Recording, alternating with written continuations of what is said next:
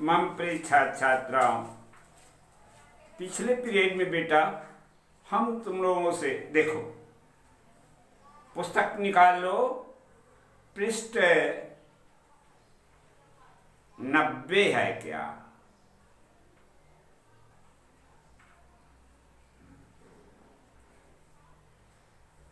है ना? निबंध पत्र लेखन पूर्ण हो गया बेटा। आज अपन निबंध पर चर्चा करते हैं। तो क्या देखा हमने कि निबंध क्या है? अब निबंध तो तुम लोग जानते हो, कहाँ से तीसरी से पढ़ते आ रहे हो। तीसरी, चौथी, पांचवी, छठवीं, सातवीं, ये 8वीं कक्षा है तुम्हारी, है ना? तो अपन विद्यालय इस पर निबंध अपनी देवभाषा संस्कृत में किस प्रकार से लिखोगे, है ना? पुस्तक में दिया है, तुम लोग निकाल लो अपनी पुस्तक। देखो, ये 12 पंक्तियां दी हुई है। हाँ, कितनी पंक्तियां दी हुई है इस निबंध में? 12। आ जाओ, मैं पढ़ते जाता हूं, इसका अनुवाद भी बताते जाऊंगा और उसके बाद फिर स्वयं तुम लोग इसको कॉपी में लिख लेना और उसके बाद इसका जो है कंठस्थ करना पड़ेगा बेटा, है ना? तो आ जाओ। विद्यालय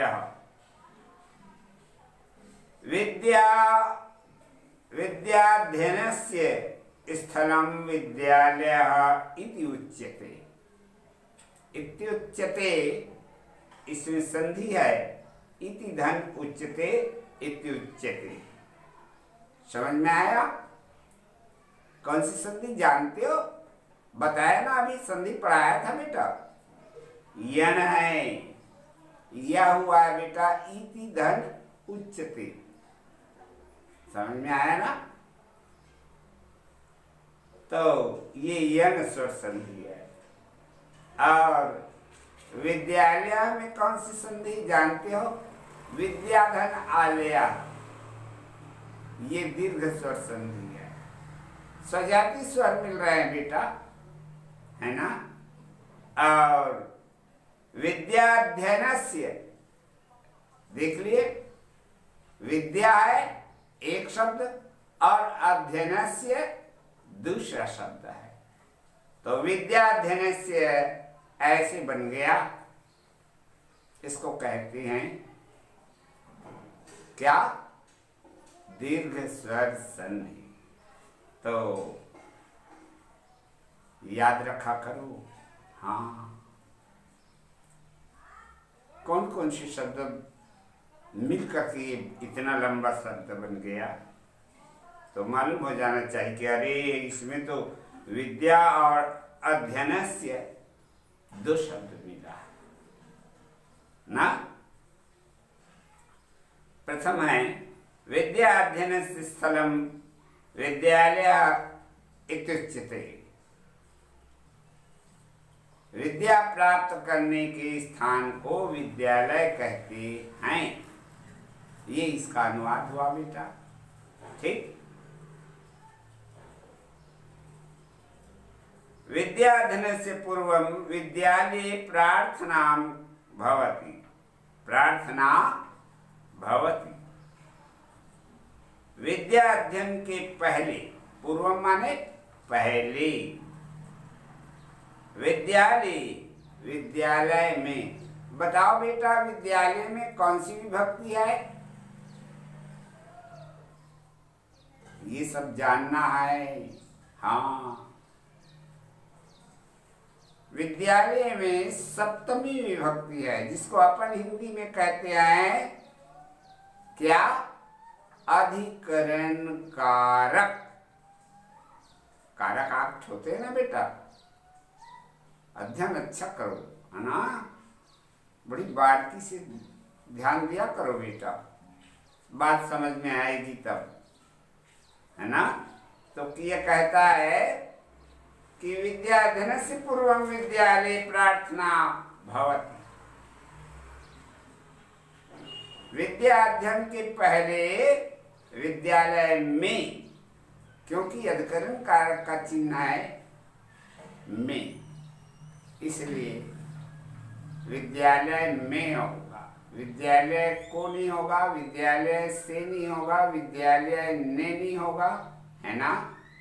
ये संकेतों को बहुत याद करके रखना है। कर्ता का संकेत है ने, कर्म का को, करण का से या के द्वारा, संप्रदान का को या के लिए, है ना, अपदान का से। अब देख लो, इसमें अपदान का भी से है और करण का भी से है। तब कैसे जानोगे कि ये अपदान और ये करण है? तो जहां पर कोई दो चीज मिल रहा या अलग हो रहा, ऐसा भाव देता है, तब समझ जाना कि ये अपदान है। जैसे वृक्ष से पत्ता गिरा, पत्ता वृक्ष से फल गिरा, फल जो है वृक्ष से क्या हो रहा, अलग, है ना। इस तरह की संधि को कहते हैं, इस तरह की जो विभक्ति है वो अपदान कहलाता है। ठीक, तो आ जाइएगा। विद्यालय से पूर्व विद्यालय प्रार्थना भवति। विद्यालय के पहले, है ना, विद्यालय में प्रार्थना होता है। भवति को समझ गए बेटा?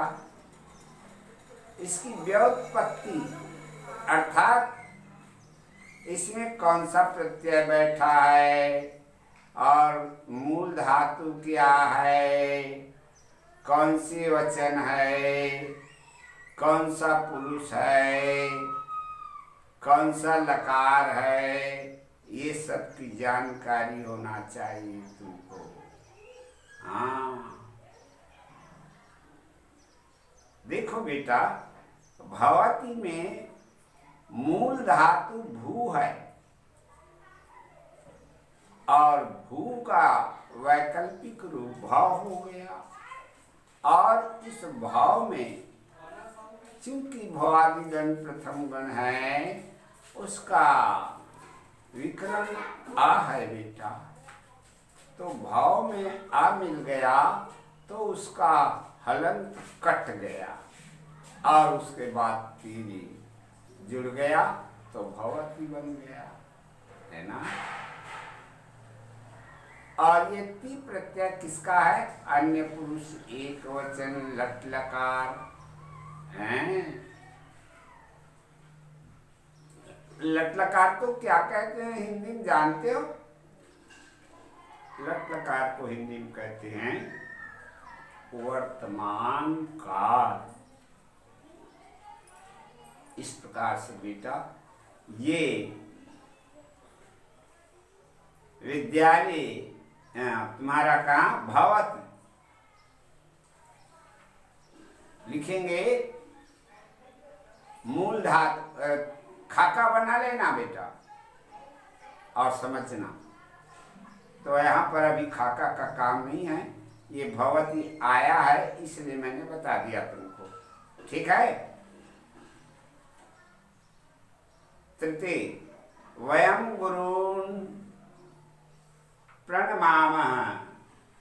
हम गुरुओं को, कौन सी विभक्ति देख रहे हो?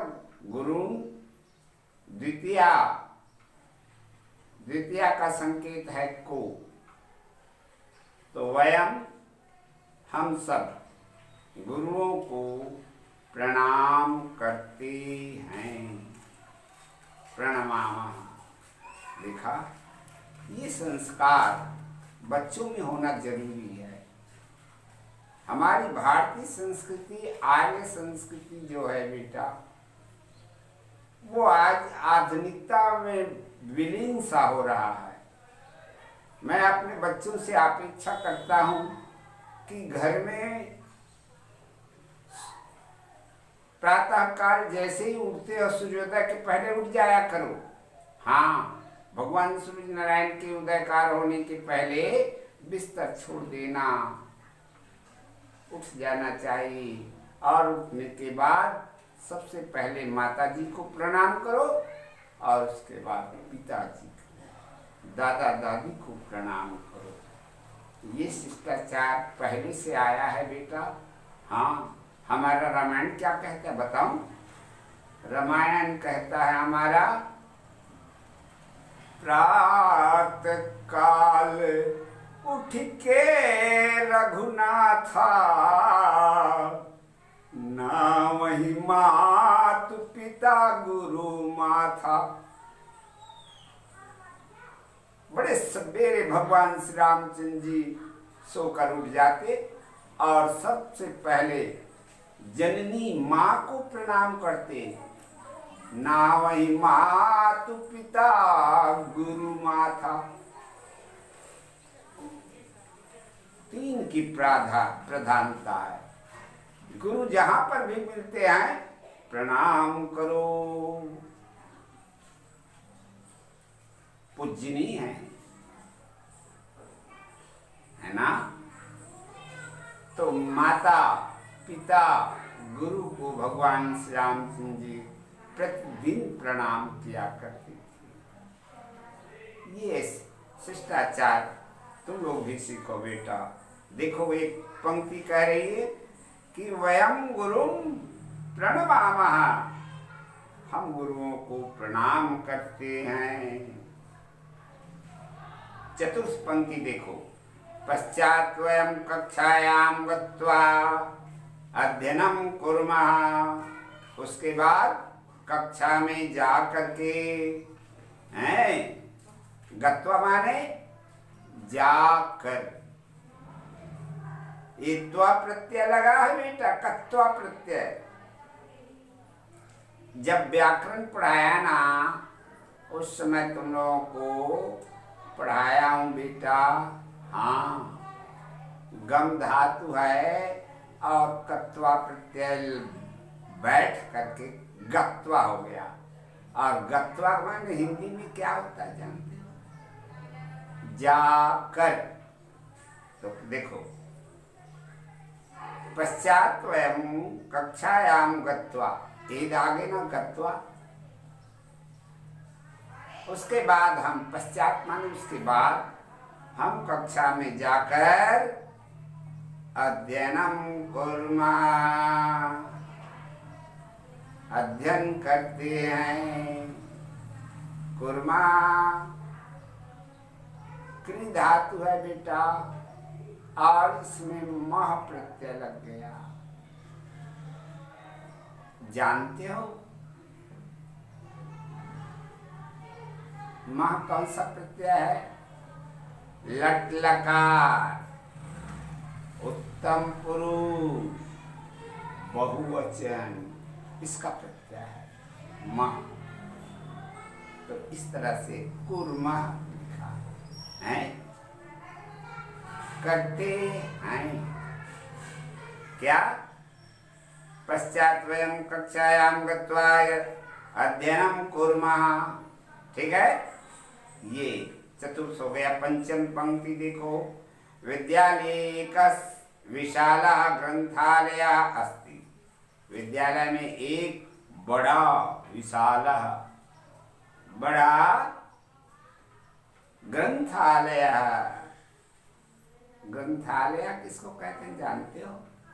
अंग्रेजी में इसको लाइब्रेरी कहते हैं। लाइब्रेरी समझ में इसे? हाँ, काबर के अंग्रेज के दाई दादा ना चट समझ था अंग्रेजी ला, और मातृभाषा हिंदी नहीं समझ में आवा। बड़ा विचित्र है जी आज के समय। तो भारतवर्ष के रहने वालों का पोशाक बदल गया, उनकी बोली बदल रही है, उनके खान पान बदल रहे हैं। बड़ी विचित्रता है। भारतवर्ष में रहते हो बेटा, भारतवर्ष की भाषा सीखो। मैं विदेशी भाषा का छोड़ दो नहीं कह रहा हूँ, ज्ञान तो सर्वत्र पूजनीय है, उसका अनुकरण किया जाता है, परंतु अपनी भाषा, अपनी बोली, अपनी वेशभूषा, अपनी जो स्वभाव है उसको कायम रखो बेटा। भारतीय संस्कृति को भूलो नहीं। विद्यालय एक ग्रंथालय अस्ति। विद्यालय में एक विशाल बहुत बड़ा क्या है, पुस्तकालय है। ग्रंथालय पुस्तकम नीत्वा वयम पठामः, है ना। वहां क्या, ग्रंथालयात् पुस्तकम नीत्वा, ग्रंथालय से क्या, पुस्तकालय से पुस्तक लेकर हम पढ़ते हैं। विद्यालय क्रीडांगना अपि अस्ति। विद्यालय में एक खेल का मैदान भी है। तत्र वयम खेलामः, वहां जाकर हम क्या करते हैं, खेलते हैं। नौ देखो, खेलने स्वास्थ्य लाभा भवति। खेलने से शरीर चुस्त होता है, हाँ? स्वास्थ्य लाभा भवति। दशम, मम कक्षायां 45 छात्रा सन्ति। मेरी कक्षा में क्या, कितना, 45, 40 बच्चे हैं, 40 छात्र छात्राएं हैं। तेषु 63 बालकाः, 15 बालिकाः च। उनमें एक हो जाते, उनमें उनमें क्या है, 45 छात्रा लड़के हैं, ठीक है। 63 बालिकाः, 15 बालिका, है ना। उनमें 30 बालक और 15 बालिकाएं हैं। अब द्वादशा देखो बेटा, तैसह मातृ भगिनीवत् स्नेहामः। वे सब, है ना, आपस में भ्रातृ भगिनीवत् स्नेहामः, भाई बहन की तरह प्रेम करते हैं। इसको बेटा लिख लेना और लिख करके कंठस्थ कर लेना, ठीक।